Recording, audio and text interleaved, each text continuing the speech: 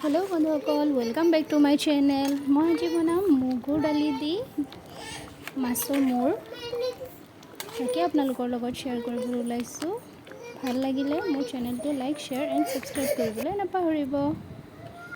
মোৰ হাজবেণ্ডে আনিছিলে ডাঙৰ কাটলা মাছ এটা, তাকে মই কাটি বাছি লৈছো।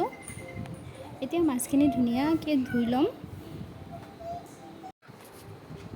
লগতে আপোনালোকৰ লগত শ্বেয়াৰ কৰিম আপোনালোকৰ ইউটিউবৰ লং ভিডিঅ'ত আপোনালোকে থাম্বনেইল কেনেকৈ লগাব, থাম্বনেইল লগাবলৈ হ'লে কি প্ৰচেছ কৰিব লাগিব তাকে আপোনালোকৰ লগত শ্বেয়াৰ কৰিম। ভিডিঅ'টো আপোনালোকে লাষ্টলৈকে চাই থাকিব।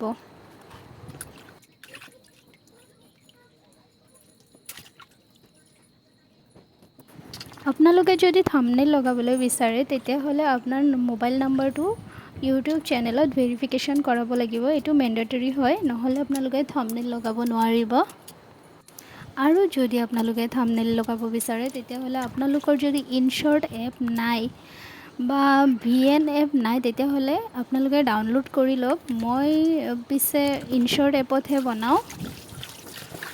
ইনশ্বৰ্ট এপত গৈ পেলাই আপোনালোকে যিটো ফটোৰ অপশ্যন আছে তাত চাব, প্লাছ আছে, প্লাছত গৈ ক্লিক কৰিব। তেতিয়া তাত আপোনালোকে কলেজ পাব। তাত আপোনালোকে যিখিনি ফটো চিলেক্ট কৰিব সেইটো আপোনালোকৰ থাম্বনেইলত আহিব। তাত যদি কিবা লিখিব লাগে তেতিয়াহ'লে লিখিব পাৰিব।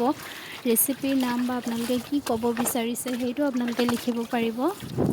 আৰু যদি কলেজত নবনায় তেতিয়াহ'লে আপোনালোকে ফটো এখন লৈ পেলাই কাট আউট অপশ্যনত গৈ কাট আউট কৰি ল'ব পাৰিব আপোনালোকৰ ফটোটো। কাট আউট কৰি লৈ পেলাই আপোনালোকে আকৌ ফটোত যাব। তাত গৈ আপোনালোকে ব্লেংকটো চিলেক্ট কৰি ল'ব। ব্লেংকত গৈ আপোনালোকে বেকগ্ৰাউণ্ড চিলেক্ট কৰিব। তাত আপোনালোকে বহুতো বেকগ্ৰাউণ্ড পাই যাব। তাত বেকগ্ৰাউণ্ডখিনি লৈ পেলাই এটা বেকগ্ৰাউণ্ড চিলেক্ট কৰি তাত আপোনালোকে কাট আউট ফটোটো লগাই দিব পিপত গৈ পেলাই। আৰু যদি আপোনালোকৰ কিবা লিখিব লাগে লিখি দিব।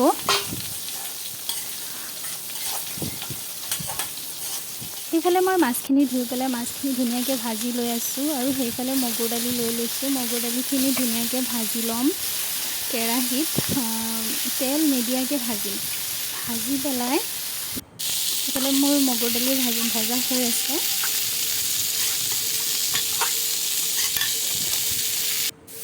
এয়া ভাজি পেলাই এটা বাটিত লৈ লৈছোঁ। এতিয়া পানী দি মগুৰ দালিখিনি ধুনীয়াকৈ ধুই এইফালে মোৰ মাছো হৈ আছে। মাছ ভজা দুয়োটা একেলগে কৰি আছোঁ।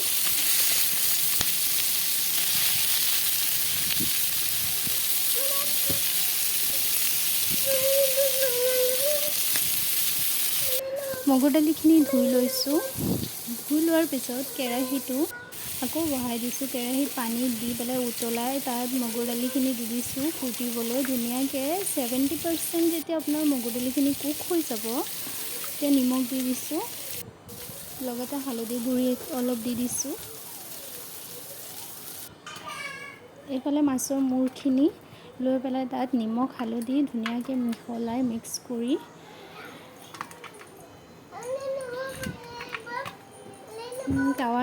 টাৱাটো বহাই পেলাই টাৱাত তেল দি গোটেইখিনি মাছ দি দিম। মাছৰ মূৰখিনি দি পেলাই ধুনীয়াকৈ ওলট পালট কৰি ভাজি ল'ম। পূৰা কড়াকৈ ভাজিব লাগিব। এইফালে মোৰ মাছৰ মূৰখিনি ভজা হৈ আছে। মাছৰ মূৰখিনি ভজা হৈ আছে আৰু সেইফালে মোৰ দালি ভিজোৱা হৈ আছে।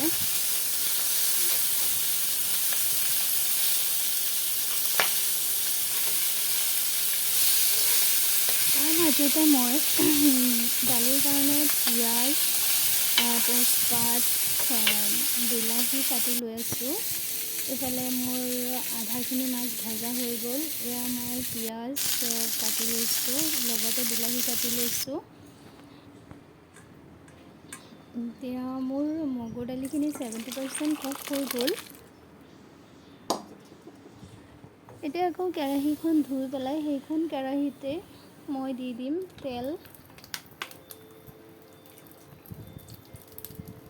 দি পেলাই ইয়াত পিঁয়াজ আৰু তেজপাত দি দিম। এতিয়া অলপ জলকীয়া গুড়ি আৰু জিৰা গুড়ি দি দিম। দি পেলাই ভালদৰে এইখিনি ভাজি ল'ম যেতিয়ালৈকে তেল ওলাই নাযায়। এতিয়া আকৌ মাছৰ মূৰখিনি দি দিছোঁ, ভজা হৈ গ'ল। চাইছেনে?